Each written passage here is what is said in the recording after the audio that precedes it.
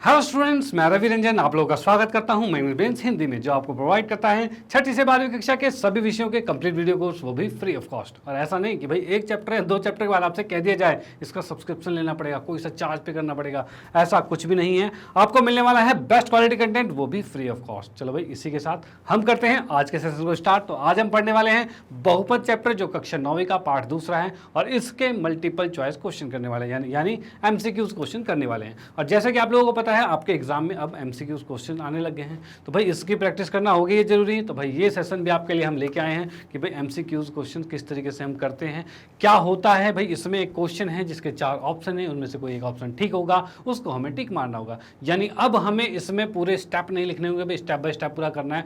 जो जितनी फास्टली कर सकता है, जो ट्रिक लगा सकता है, वो इसको बहुत आसानी से कर सकता है, मतलब बहुत टाइम इसके थ्रू बचा सकता है। ठीक है, तो भाई इसकी प्रैक्टिस करना बहुत जरूरी है। चलो भाई सेशन को स्टार्ट करते हैं इसी के साथ। भाई कैसे कैसे क्वेश्चन है और क्या क्या चीज़ें हैं। तो इसको स्टार्ट करने से एक और बात पहले बताना चाहूँगा कि भाई जिसने इसकी कॉन्सेप्ट वीडियो, मतलब इसके कॉन्सेप्ट जिसने क्लियर ना करा हो, जिसने इसके कॉन्सेप्ट वीडियो ना देखी हो, जिसने इसके कॉन्सेप्ट को भाई समझा ना हो, उसके लिए यहाँ पर बहुत परेशानी होने वाली है। इसलिए पहले आप कॉन्सेप्ट वीडियो देख लीजिए, आप इसकी नॉलेज, जो बेसिक नॉलेज है, जो मैंने बता रखा है, पूरा लेक्चर कंप्लीट कर रखा है, उसको देखिए। उसके बाद ये चीज़ें बहुत आसान हो जाने वाली है, और जहाँ भी थोड़ी बहुत दिक्कत होगी वो तुरंत ही समझ में आ जाएगा। ओके, तो यहाँ हम करते हैं भाई इसको स्टार्ट। तो यहाँ हम देखते हैं भाई क्या क्या चीज़ें। तो पहले इस क्वेश्चन में क्या रखा है, ax की घात p bx की घात q प्लस में c एक बहुपद है। तो p और q होंगे, p और q क्या होंगे, तो p और q क्या हैं, तो यहाँ हम देख सकते हैं p और q क्या है, तो ये x और मतलब x की घात है, यानी x की घात है, और ये बहुपद है। यहाँ हम देख पा रहे हैं ये बहुपद है। ठीक है, यहाँ हम देख पा रहे हैं भाई ये बहुपद है, और बहुपद है, और बहुपद में p और q क्या होगा। तो हमने एक चीज़ पढ़ा था कि बहुपद में जब भी x की पावर n bx की पावर n-1 होता था, इस तरह से कुछ भी था।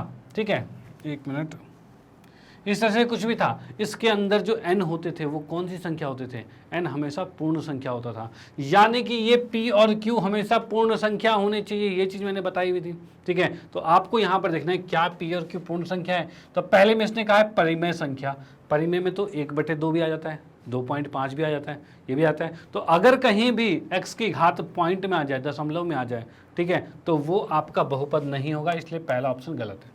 डन। दूसरे की बात करें प्राकृतिक संख्या, यानी 1 2 3 4 5 6 7 8, तो भाई ये तो सही है, लेकिन प्राकृतिक संख्या में 0 नहीं आता, और अगर इसमें x की घात 0 हो जाए ना, तब भी ये बहुपद रहेगा। जो हमारा स्थिर बहुपद था उसमें क्या था भाई, घात 0 होती थी x की, तो यानी प्राकृतिक संख्या पूरा कंप्लीट नहीं है। वास्तविक में तो सारे नंबर आते हैं, पॉइंट वाले सब आ जाते हैं, तो यहाँ पर पूर्ण संख्या इसका आंसर करेक्ट होगा। यानी यहाँ पर जो p और q जो होंगे, ये हमेशा हो सकते हैं 0 1 2 3, ये सारे हो सकते हैं, और ये क्या होते हैं, ये आपके होते हैं पूर्ण संख्या। डन। तो यहाँ आपका ऑप्शन नंबर चौथा सही होता है, जिसको हम चेक करते हैं, तो भाई बिल्कुल सही, चौथा ऑप्शन करेक्ट हो जाता है। और उसके बाद हम आते हैं नेक्स्ट क्वेश्चन पे। ओके, चलो भाई अगले क्वेश्चन की बात करें, तो इसमें कहा निम्नलिखित में से बहुपद बताइए। भाई इनमें से बहुपद कौन सा है, तो हमने अभी देखा था बहुपद का मतलब क्या है, x की घात पूर्ण संख्या होनी चाहिए। अगर x की घात पूर्ण संख्या नहीं है, इसका मतलब बहुपद नहीं होगा। डन। तो यहाँ हम देखते हैं, तो यहाँ पर क्या है, रूट में देखो क्या लिखा है, रूट में 7x है, यानी x का भी रूट है यहाँ पे, यानी इसका मतलब क्या है, रूट 7 भी है और रूट x भी है। और रूट x का मतलब क्या होता है, इसका मतलब होता है x की घात आधा। क्या ये पूर्ण संख्या होता है, तो नहीं होता, यानी हम कह सकते हैं ये ऑप्शन हो गया गलत। ठीक है, ये ऑप्शन गलत हो गया।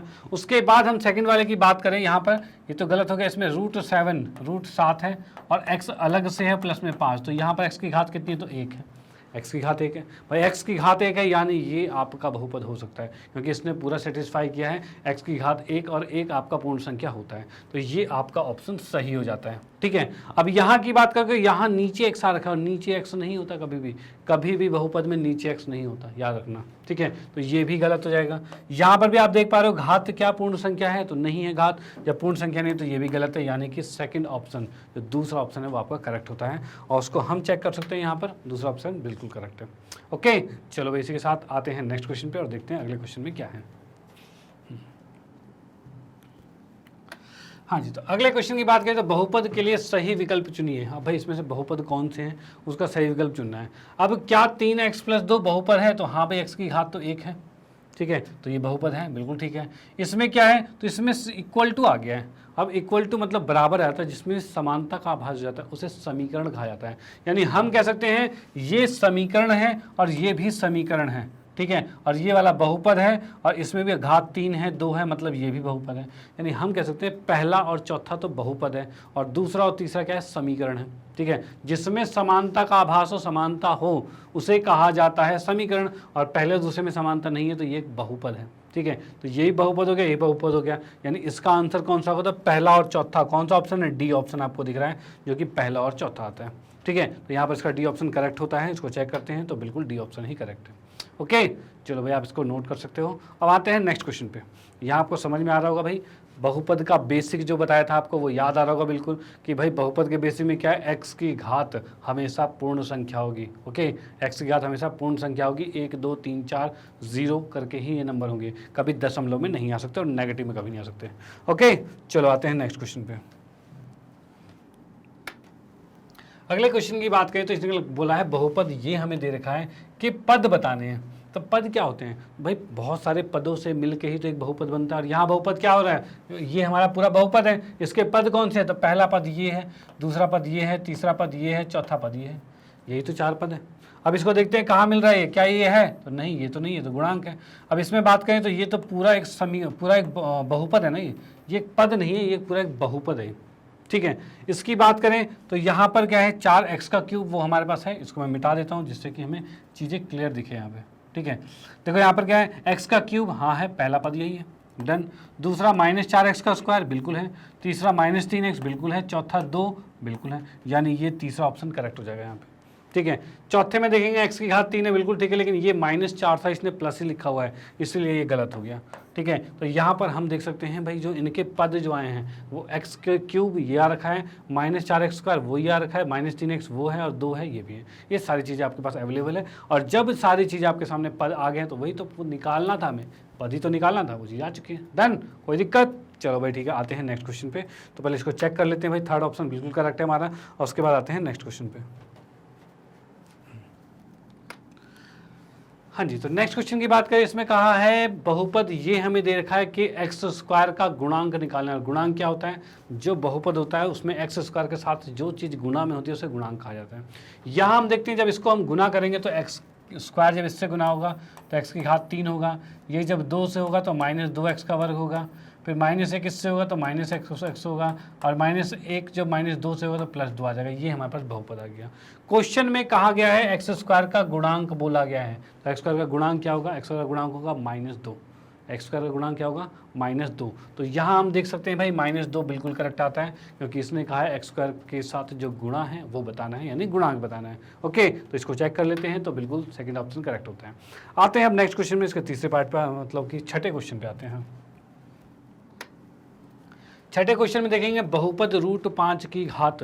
भाई √5 जो होता है ये लिखा हुआ है बहुपद, इसमें घात क्या है। अब बोलोगे √5 की घात, यानी आपके सोच दिमाग में चल रहा होगा 5 की घात 1/2 है, तो इसकी घात 1/2 होगा, वही पूछ रहा होगा, ठीक है। लेकिन एक चीज़ याद रखना, यहाँ लिखा है बहुपद √5, ये बहुपद है √5।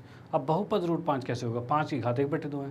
तो इसके बारे में हमने चर्चा कर रखी थी कि जब भी हम बहुपद देखते हैं उसमें अचर को इग्नोर करते हैं, सिर्फ चर देखा जाता है, और चर तो यहाँ पर है ही नहीं, और नहीं होने का मतलब क्या है कि यहाँ पर अगर x था तो उसकी घात 0 है, x है उसकी घात 0 है, तभी ये बहुपद बन रहा था, यानी ये आपका अचर बहुपद है, ठीक है। यानी स्थिर बहुपद भी कह सकते हैं इसे, ये स्थिर बहुपद है, और स्थिर बहुपद में उसकी घात कितनी होती है, तो 0 होती है। तो यहाँ पर इसका आंसर सेकंड वाला करेक्ट होगा कि भाई बहुपद जो √5 है उसकी घात क्या होगी, 0 होगी। ओके, चलो इसको चेक करते हैं, तो ये बिल्कुल ऑप्शन सही आ रहा है हमारा, और फिर उसके बाद आते हैं नेक्स्ट क्वेश्चन पे। ओके, चलो भाई हाँ जी, तो नेक्स्ट क्वेश्चन की बात करें, यदि बहुपद f(x) की घात 5 है, मतलब कोई f(x) बहुपद है उसकी घात 5 है, यानी कि वो पूरे समीकरण लिखा हुआ है, उसमें कहीं x की घात 5 होगी, ठीक है। उसके बाद क्या है, gx की घात 4 है, चलो भाई ठीक है। तो बहुपद f(x) - gx की घात क्या होगी, तो इसमें अगर मैं आपके सामने लिखने जाऊँ, जैसे कि मेरे पास लिखा हुआ है इसकी घात 5 है, मतलब x की 5, यही होगा, प्लस में कुछ भी लिखा हो, x लिखा हो, कुछ प्लस कम की तो कोई मान ही नहीं है, जो बड़ा होता है वही होता है, ठीक है। उसके बाद gx की बात करें इसमें क्या है, घात 4 है, मतलब x की घात 4 है, माइनस में कुछ भी ले लें, 2x ले लें।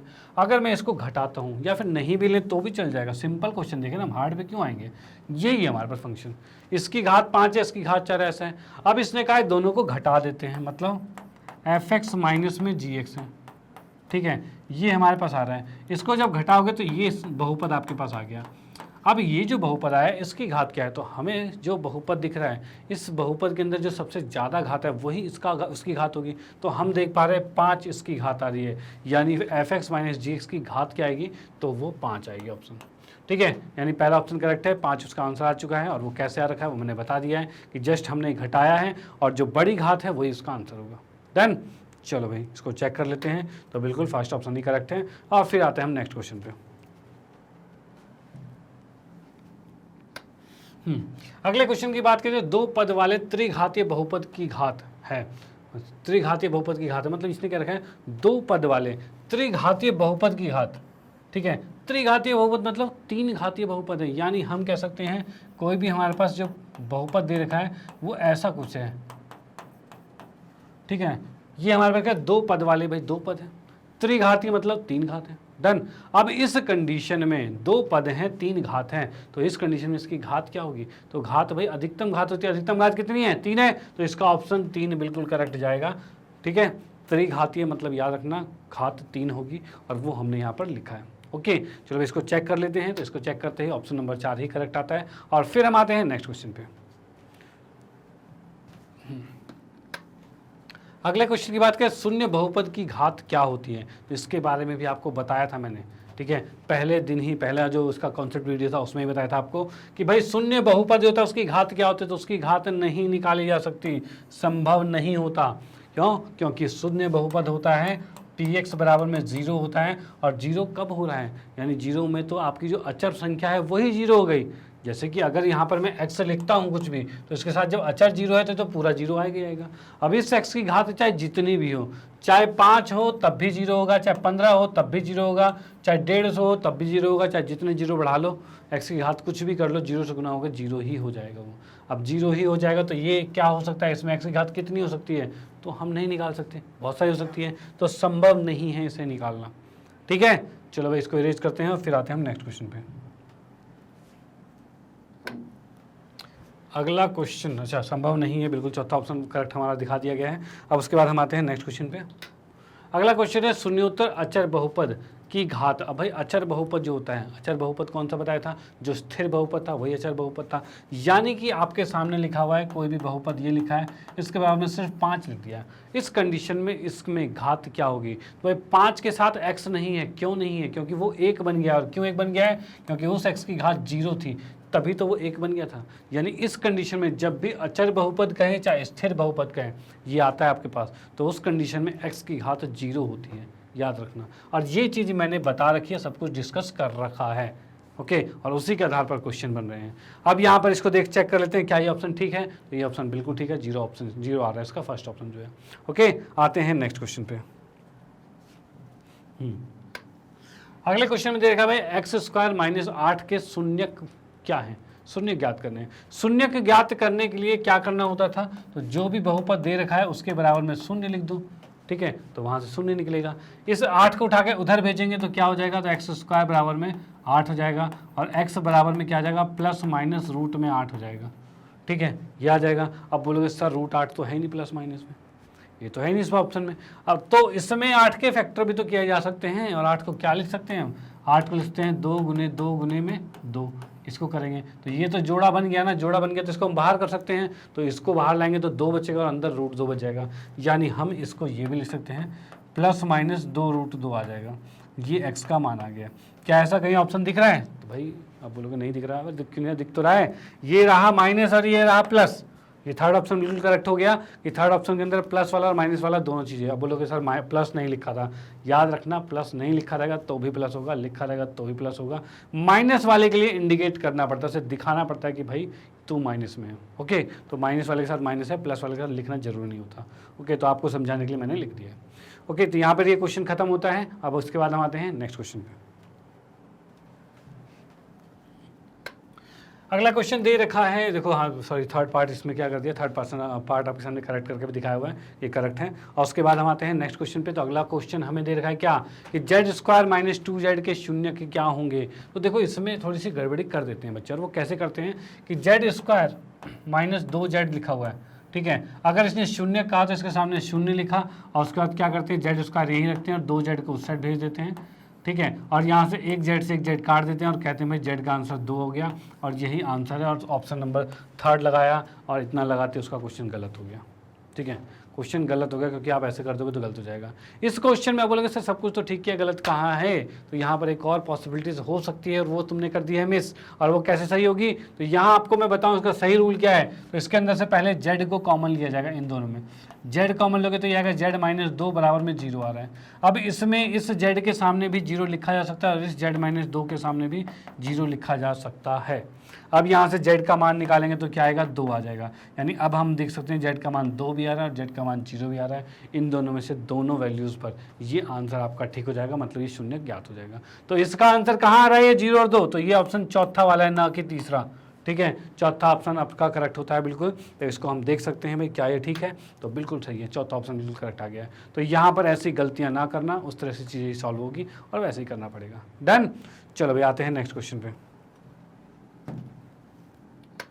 हाँ जी, तो अगले क्वेश्चन की बात करें तो यहाँ लिखा है यदि पी एक्स प्लस में क्यू बहुपद एच एक्स का गुणनखंड है, मतलब ये इसको पूर्णतः विभाजित कर देता है। गुणनखंड मतलब पूर्णतः विभाजित कर रहा है, भाग कर रहा है, ठीक है। और जैसे ही इससे भाग करेगा तो शेषफल 0 हो जाएगा, ठीक है भाई। तो निम्न में से कौन सा सही है, मतलब इनमें से कौन सा वाला सही है। तो एक चीज़ बताऊं, अगर ये इसको पूर्णतः विभाजित कर रहा है तो आप यहाँ से x का मान निकालो और इसके अंदर रखो, और रखते के साथ आंसर 0 आ जाएगा, ठीक है। तब ये इसका गुणनखंड होगा। तो मैं इसमें देखना चाहूँ तो पी एक्स प्लस में क्यू बराबर 0 रखा तो x का मान कितना आएगा, तो माइनस क्यू बटे में p आ रहा है, ये आ रहा है। इसको जैसे ही आप इसके अंदर उठा के रखोगे तो h के अंदर आपने रखा माइनस क्यू बटे में p, और जैसा कि क्वेश्चन ने कहा है गुणनखंड है तो इसका आंसर 0 होगा, यानी ये कंडीशन आपकी आएगी। और ये चुन लो भाई कौन सा वाला है, तो कौन सा इसके अंदर ये, तो ये हमारे पास आ रहा है h के साथ माइनस क्यू बटे में p, मतलब कि चौथा ऑप्शन बिल्कुल करेक्ट आ रहा है, ठीक है। चौथा ऑप्शन करेक्ट आ रहा है, तो यहाँ पे आप इसको नोट कर सकते हैं। और फिर हम आते हैं नेक्स्ट क्वेश्चन पे, ठीक है। पहले चेक करते हुए सही है कि गलत है, बिल्कुल सही है, कोई गलती की गुंजाइश ही नहीं है, ठीक है। आते हैं नेक्स्ट क्वेश्चन पे फिर। अगले क्वेश्चन की बात करें तो यहाँ पर हमें दे रखा है भाई एच एक्स एक बहुपद है जिसमें एच जो है वो इतना दे रखा है और एच एक्स के गुणनखंडों में से एक गुणनखंड है। अब इसने देखो कह रखा है, ये कंडीशन दे दी है कि ये 0 है, यानी x का मान जब -1/3 था तब ये 0 था, यानी हम कह सकते हैं भाई x का मान क्या है, -1/3 आ रहा है। इसको उठा के इधर लाएंगे तो x प्लस में 1/3 आएगा, बराबर में 0 आएगा। इसका एलसीएम लेंगे तो 3 आएगा और 3 इस साइड जाएगा तो 3x प्लस में 1 बराबर में 0 आएगा। इस 3 को उठा के उस साइड भेज देंगे और ये आ जाएगा तुम्हारे पास 3x प्लस में 1 बराबर में 0, और ये आंसर करेक्ट हो जाता है इसका, ठीक है। ये ऑप्शन इसका करेक्ट हो जाता है। डन।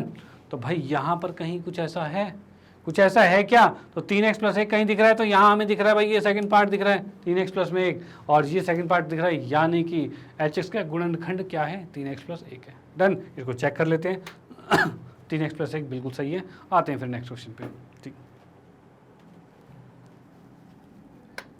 हाँ जी, तो नेक्स्ट क्वेश्चन की बात करें तो यहाँ हमें दे रखा है y प्लस में 2m जो है वो इसका गुणनखंड है, तो m का मान ज्ञात कीजिए। भाई गुणनखंड है मतलब यहाँ से अगर मैं y का मान इसके अंदर रख देता हूँ तो ये 0 हो जाएगा, और 0 हो जाएगा तो फिर गुणनखंड है। अब 0 होने का मतलब वहीं से इसका m निकाला जाएगा, और कैसे निकलेगा, तो मैं देख सकता हूँ भाई y प्लस में 2m है, इसके बराबर में 0 रखा तो y का मान कितना आ गया, -2m आ गया। इसको उठा के इसके अंदर रख दिया, जो हमारे पास पी वाई था जो कि क्या है, y की घात 5 माइनस 4 m स्क्वायर, y की घात 3 प्लस में 2y प्लस में 2m और प्लस में 3, ये चीज़ आ गई, ठीक है। इस y को उठा के जैसे इसके अंदर रखोगे तो भाई आना चाहिए क्या, 0 आना चाहिए। तो जैसे ही आपने p रखा और इसके अंदर 2m रख दिया, अब यहाँ पर जैसे ही हमने रखा 2m है, इसकी घात 5 कर दी, ठीक है, माइनस में 4 और क्या है, m का वर्ग जो है वो m का वर्ग ही रहेगा,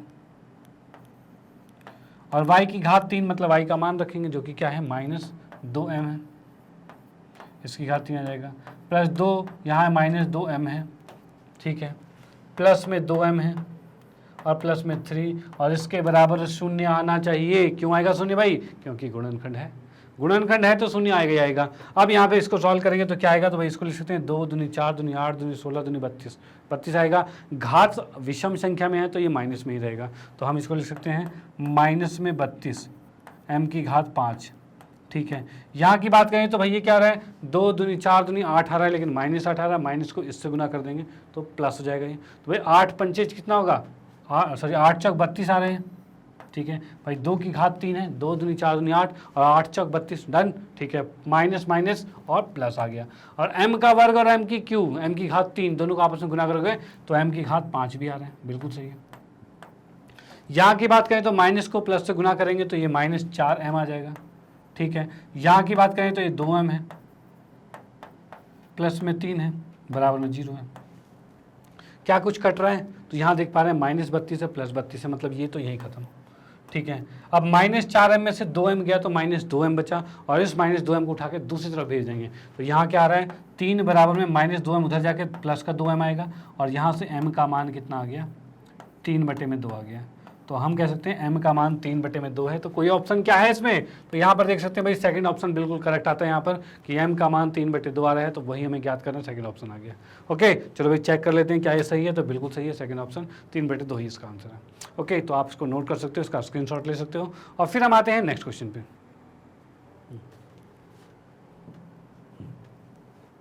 हाँ जी, तो अगले क्वेश्चन की बात करें तो यहाँ 16वां क्वेश्चन है और ये हमें दे रखा है 1/16 p स्क्वायर माइनस क्यू बराबर में क्या है? 1/4p माइनस 11, 1/4p प्लस 11, ये चीज़ दे रखा है। इसको सॉल्व करते हैं और यहाँ पर देखेंगे भाई p और क्यू का मान ज्ञात करना है।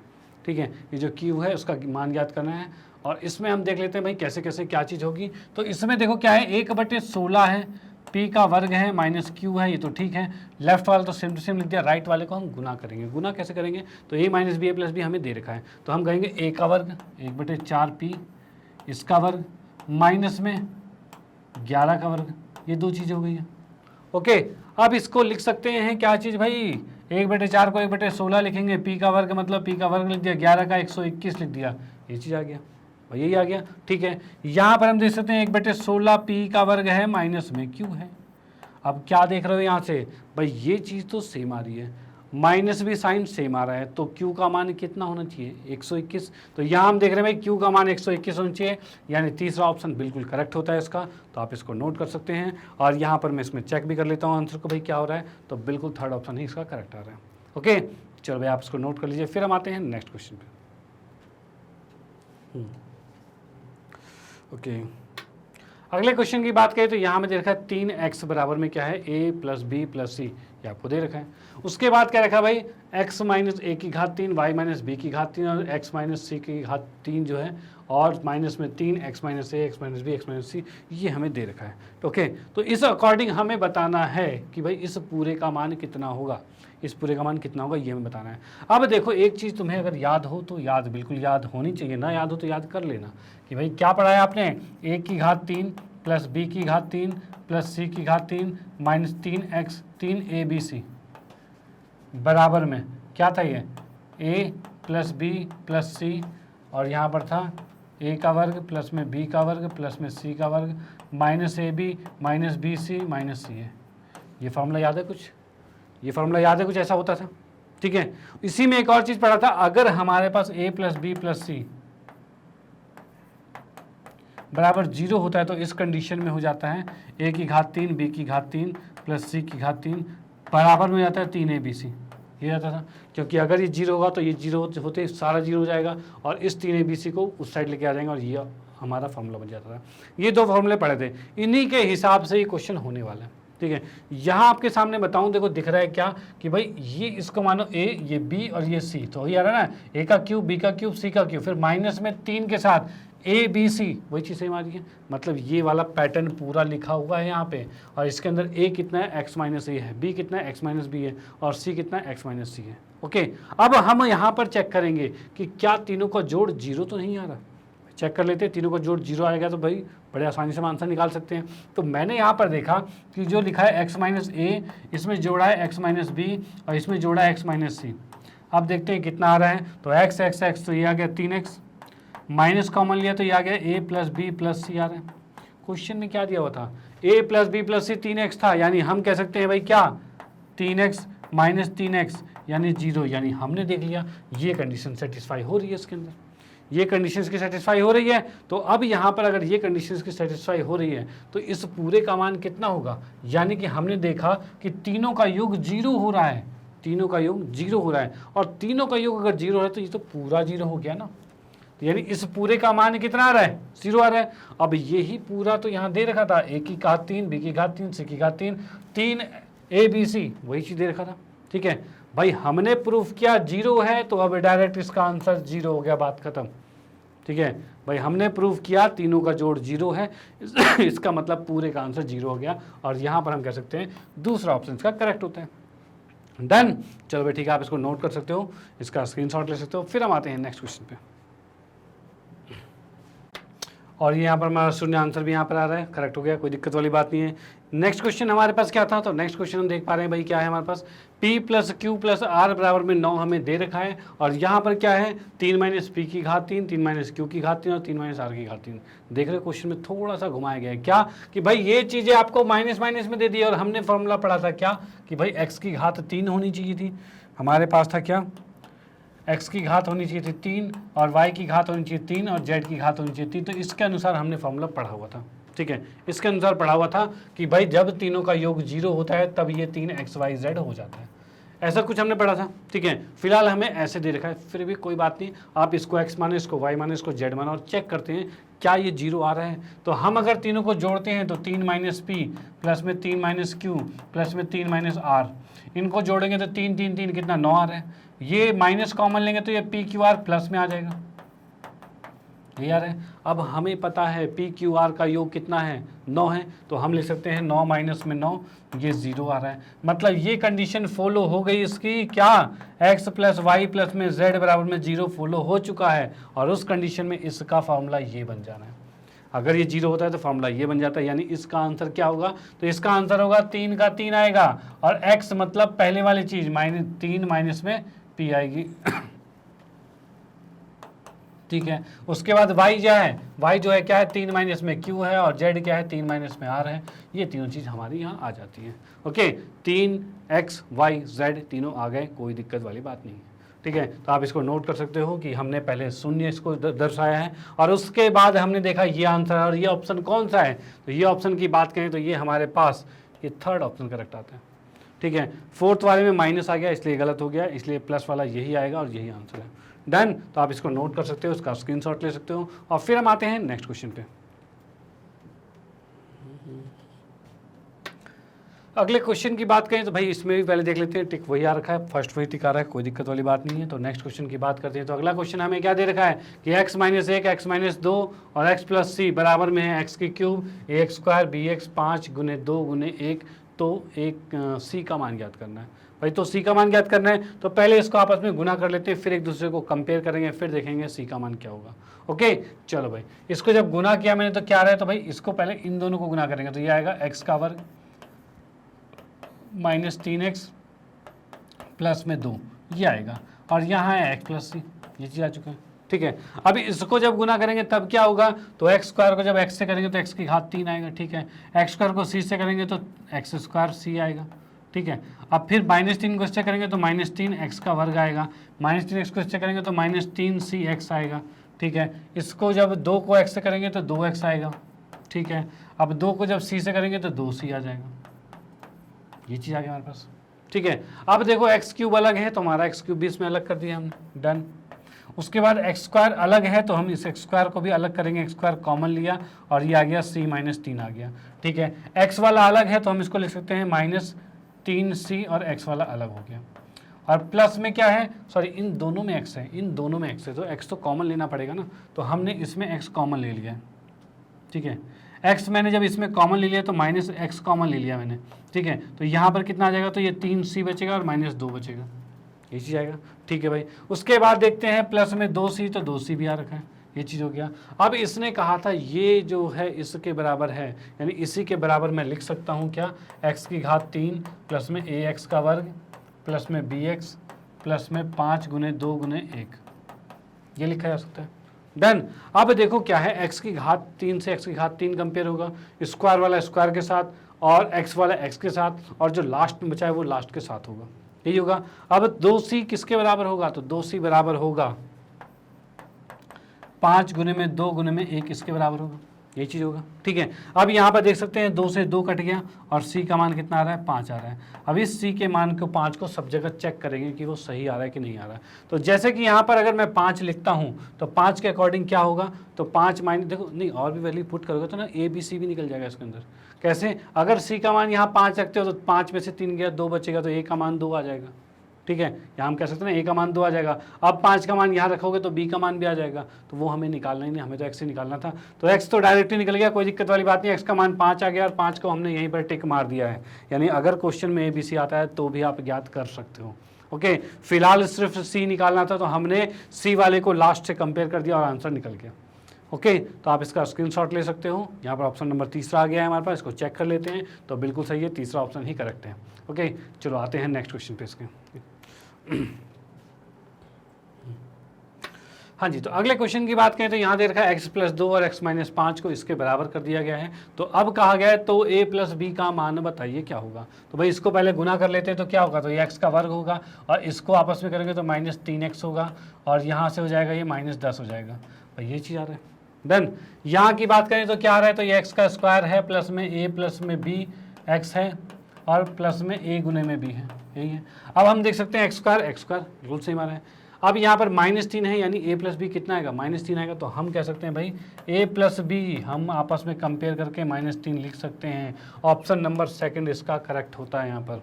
ठीक है, ऑप्शन नंबर सी बिल्कुल करेक्ट आता है। -3 यहाँ पर आंसर आ चुका है, तो आप इसको नोट कर सकते हैं, कोई दिक्कत वाली बात नहीं है। तो यहीं पर इसी के साथ हमारी आज के सेशन जो है ये देख सकते हो, सेकंड का ऑप्शन बिल्कुल करेक्ट आता है। अब इसी के साथ हमारा आज का सेशन खत्म होता है। आज हमने जो कुछ 20 क्वेश्चन किए हैं जो हमारे बहुपद चैप्टर से हैं, और इसके बाद और भी क्वेश्चंस आपके लिए लेके आएंगे और भी बेहतरीन क्वेश्चन लेके आएंगे। ये भी 20 आपके मोस्ट इंपॉर्टेंट क्वेश्चन थे और यहाँ से हमने शुरुआत की है MCQs की। और इन MCQs में आपके पास जैसे बोर्ड में मतलब जो आपकी क्लासेस में जो MCQs क्वेश्चन आने वाले हैं वो बिल्कुल इससे रिलेट करने वाले हैं, इसी के बेस पर आने वाले हैं। अगर आपकी तैयारी अच्छी रही तो वहाँ पर आप सारे क्वेश्चन फटाफट कर दोगे, और आप बस साथ में बने रहिए, तैयारी तो अपने आप ही अच्छी हो जाएगी, उसकी कोई दिक्कत वाली बात नहीं है। प्रैक्टिस करते रहिए, साथ में बने रहिए, सारे वीडियो लेक्चर देखिए, भाई मज़ा आने वाला है। ठीक है, और इसकी कॉन्सेप्ट वीडियो पहले देखिए, उसके बाद ये देखिए, भाई कहते हैं बेसिक समझ में आएगा, फिर ये तो फटाफट निकलेंगे, कोई दिक्कत वाली बात नहीं होगी। तो दोनों चीज़ आपको पढ़नी होगी। ओके, बाकी इसी के साथ आपको कहना चाहता हूँ, बताना चाहता हूँ मैनेजमेंट के बारे में। तो मैनेजमेंट एक ऐसा प्लेटफॉर्म है जो आपको प्रोवाइड करता है KG से लेकर 12th क्लास तक के सभी विषयों के कंप्लीट वीडियो कोर्स, वो भी फ्री ऑफ कॉस्ट। और आपकी सुविधाओं के लिए मैनेजमेंट ने लॉन्च किया है मैनेजमेंट की वेबसाइट, जो कि है www.magnetbrains.com। और साथ ही साथ इन्होंने लॉन्च किया है मैग्नेट का ऐप, जिसमें कि जो कि आपके मोबाइल में भी चल सकता है, प्ले स्टोर से उसको डाउनलोड कर सकते हो। और इसमें क्या चीज़ है जो बहुत अच्छी है, मतलब क्या फ़ायदेमंद चीज़ें हैं, तो इसमें बहुत फ़ायदेमंद चीज़ें हैं। और वो चीज़ है यहाँ पर आपको मिलने वाले हैं सारे कोर्सेज बिल्कुल सिस्टमेटिक तरीके से, सारे वीडियो लेक्चर बिल्कुल अरेंज फॉर्म में हैं। जैसे कि आप लोग देख पा रहे हैं यहाँ पर इंग्लिश मीडियम सेक्शन अलग है, हिंदी मीडियम अलग है, स्पोकन इंग्लिश, NTSC, ओलंपियाड, इस तरह से और भी सेक्शन आगे अलग अलग से हैं। ठीक है, आप जिस भी कैटेगरीज में लाइक करते हो उस कैटेगरीज को क्लिक करोगे और क्लिक करके उसके वीडियोज़ देख सकते हो। और वो कैसे, जैसे कि आप लोग 9th क्लास में हो तो हिंदी मीडियम में 9वीं कक्षा में हो तो हिंदी मीडियम को क्लिक किया, फिर 9वीं कक्षा को क्लिक किया, और क्लिक करते आप देखोगे जितने भी 9वीं कक्षा के टीचर्स हैं वो आपको विजुअल हो जाएंगे। इन सब्जेक्ट में अगर किसी भी सब्जेक्ट में आपको कोई भी दिक्कत होती है, जैसे कि आज हम बहुपद चैप्टर कर रहे थे, उसके मान लो कि आपको कॉन्सेप्ट वीडियो देखने थे। ठीक है, अब कॉन्सेप्ट वीडियो के लिए कॉन्सेप्ट वीडियो कहाँ से ढूंढा जाए, तो यूट्यूब पर भी मिल जाएगा, प्लेलिस्ट भी है बनी हुई है, मिल जाएगी। लेकिन और भी क्या होता है, वहाँ पर डिस्ट्रैक्शन बहुत होते हैं। यहाँ की बात करें तो यहाँ पर आप क्या करोगे, बस मेरे सामने गणित लिखा है, इसके सामने वॉच नाउ पे क्लिक करोगे, और वॉच नाउ पे क्लिक करते ही कुछ ऐसा इंटरफेस आपके सामने आ जाएगा जिसमें आप देखोगे कि भाई हमने क्या क्या करवा रखा है, पाठ्यक्रम का परिचय, संख्या पद्धति, और ये कुछ चैप्टर्स हमने करवा रखे हैं यहाँ पे। ठीक है, अब यहाँ पर बहुपद चैप्टर है, बहुपद चैप्टर को आप खोलोगे, उसके अंदर देखोगे बस कॉन्सेप्ट वीडियो, 1 शॉट वीडियो, बहुत सी चीज़ें अवेलेबल है, और वो चीज़ आप देखोगे तो बेसिक भी आपकी क्लियर हो जाएंगे। इसी तरह से कोई भी सब्जेक्ट में कोई भी दिक्कत होती है तो वहाँ पर क्लिक करके आप उनकी वीडियोज़ देख सकते हो, और हर चीज़ का बिल्कुल हर पूरे कहते हैं पूरे वीडियो लेक्चर पूरे कोर्स का फ़ायदा उठा सकते हो। जैसे आप इस पर क्लिक करोगे, क्लिक करते इस तरह से वीडियो प्ले हो जाएगी और बड़े आराम से आप वीडियो देख सकते हो। ओके, चलो भाई इसी के साथ आप लोगों को कहना चाहता हूँ, मैनेजमेंट ने हिंदी मीडियम में कोर्सेज को लॉन्च कर दिया है, जो कि 6ठी से 12वीं कक्षा के सभी विषयों के कंप्लीट वीडियो कोर्स यहाँ पर अवेलेबल हैं। तो इन चीज़ों को आप अपने फ्रेंड सर्कल में, रिलेटिव में, या फिर कोई भी जान पहचान में आते हैं जो इन कक्षाओं में पढ़ते हैं, उनको ये चीज़ें सजेस्ट कर सकते हो, जिससे उनका भी फायदा हो। भाई आपका फ़ायदा तो हो ही रहा है, उनका फ़ायदा हो तो उससे बड़ी बात और क्या होगी। चलो भाई, इसी के साथ हम करते हैं आज के क्लास को समाप्त। और आपसे अनुरोध है, अगर आपको वीडियो अच्छी लगती है तो इसको लाइक कीजिए, न्यू है तो सब्सक्राइब कीजिए और शेयर तो आप करते रहिए। Okay bye, thank you.